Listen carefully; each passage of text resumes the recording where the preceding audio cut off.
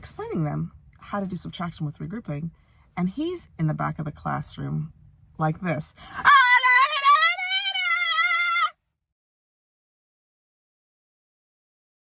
This video is for the teachers who are dreading going back to work next week.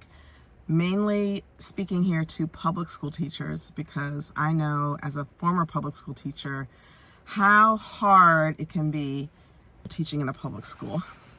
So January 2nd might be the day you're expected to report back, which is crazy because this year in 2024, that is a Thursday. Why they wouldn't wait till Monday, I don't know. But if you're sitting at home really enjoying your vacation and really dreading returning to the classroom, I have the perfect solution for you. Look, I have been teaching for almost 30 years.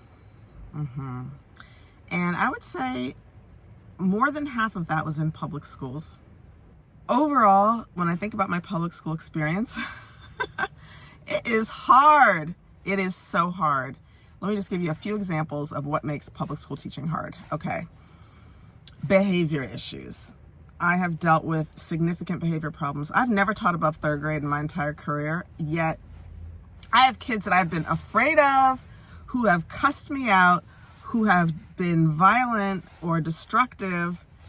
These are kids who have had either some sort of trauma in their background or whose families can't afford or are not aware of services in their communities to help their kids, or they don't recognize the problems that their kids have. That's common.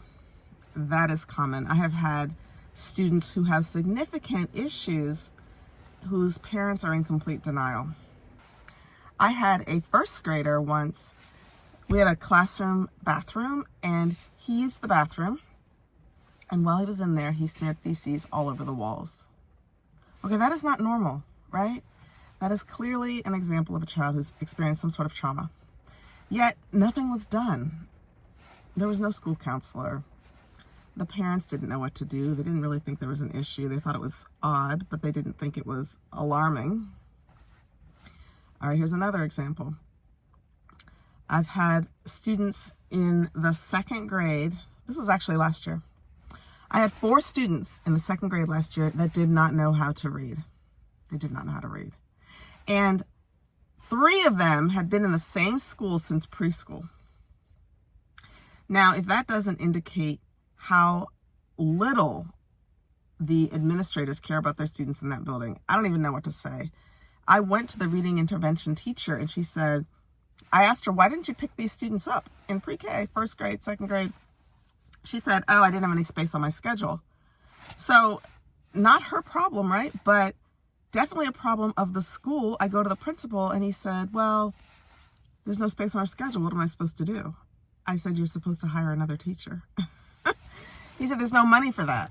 And I said, ask the district for that because, hello, it is not legal. It is not legal to not educate children. You can't say you don't have any services for them. You have to service them. And so that makes the job of the teacher very stressful.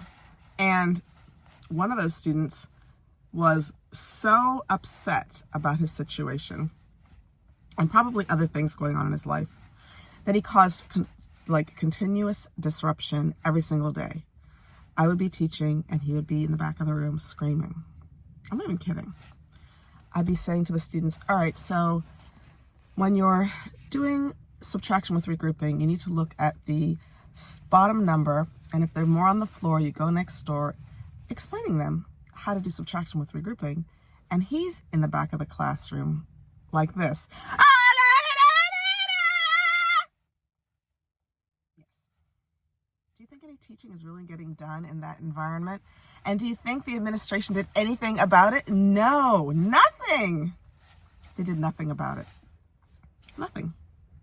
I was expected to deal with him, to manage him day in and day out. I kid you not, that was after my first year of teaching, which was horrible. That was the worst year of teaching. I am a very experienced teacher. I have excellent classroom management.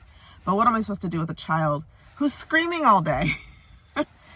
I have so many more examples. You know, my first year of teaching, I had 29 students and no aid. Not that aides are common in public schools, they're not. But I had 29 first graders and no support. I was a first year teacher. Last year and my first year, I went home crying so many times because it was so hard. Public school teachers, I feel you. I know that many of you are very anxious about returning in January. And I know many of you don't have an option. You don't have another way. You don't have another job. You don't have a savings. You don't have you have no choice but to return, right? Well, let me tell you, I have taught in public schools. I have taught in private or independent schools in the US. And here is the solution. And it's not necessarily moving to a private school. If you still want to teach, I have the solution for you. It is applying to international schools. I have taught in international schools, and those experiences have been fantastic. International schools will pay you for your time. Let me clarify this for you. Let's say you're working in a public school right now, and you have a salary of $100,000. Look, I know a lot of public school teachers have salaries of $40,000. But look, if you work in a large city, Los Angeles, Chicago, DC, you can easily make $100,000 after like 20 years. You have your salary of $100,000. You're living in, let's say, Washington, DC. Not a bad salary. But honey, you got to pay for your mortgage or your rent. So that's a good like $3,000 off the top. So at $100,000, what are you making? Like $5,000, I don't know, $5,000 a month? If $3,000 a month is going just towards your living expenses, you're not left with very much, right? You have all your other expenses. And if you have a family, particularly if you're a single parent, it's really not going far. Let me tell you about international schools. The ideal international school is a school that pays your salary and doesn't take out any taxes. So when I worked in one of my jobs, I think I made $45,000 or maybe $55,000, something like that, like $50,000. Doesn't sound like a big deal, right? But that was tax-free. So I got the entire $50,000. And on top of that, an ideal international school will also pay for your housing. Your housing. So that big portion of your public school salary that's going towards your rent or mortgage, you're not paying that.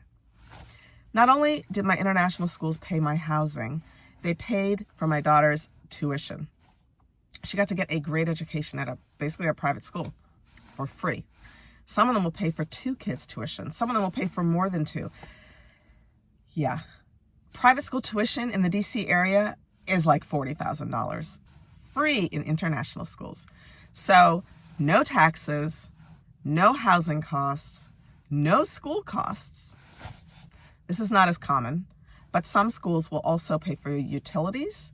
Some schools will also pay for your cell phone bill. Some schools will also pay or allow you to use a car. It really depends.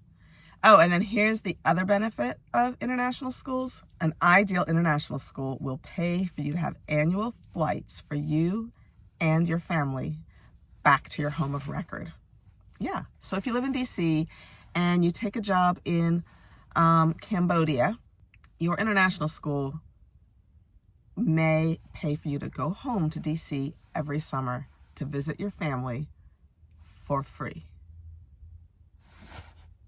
So even when you're stressed out, like I'm not gonna lie, international schools, a lot of them can be very busy, a lot of meetings, a lot of stress.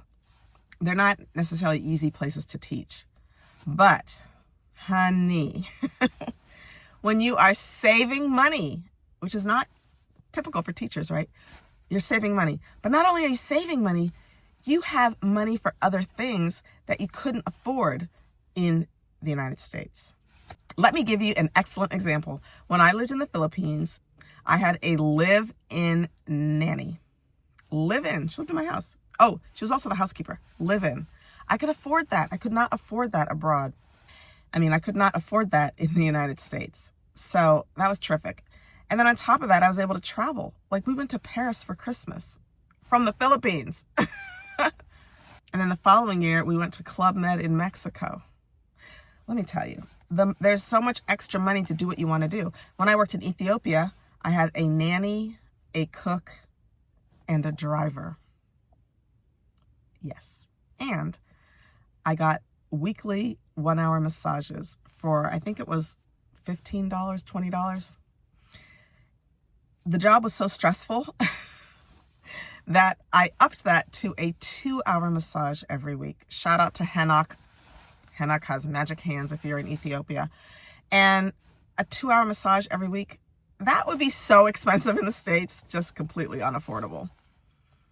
You know, I was able to save on top of doing that. And when I lived in Ethiopia, I went to Egypt, I went to South Africa, I went to Tanzania, I went to Zanzibar.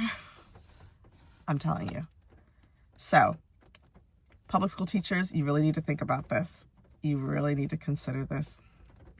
Let me know if you have any questions in the comments, and I will tell you how to get the job.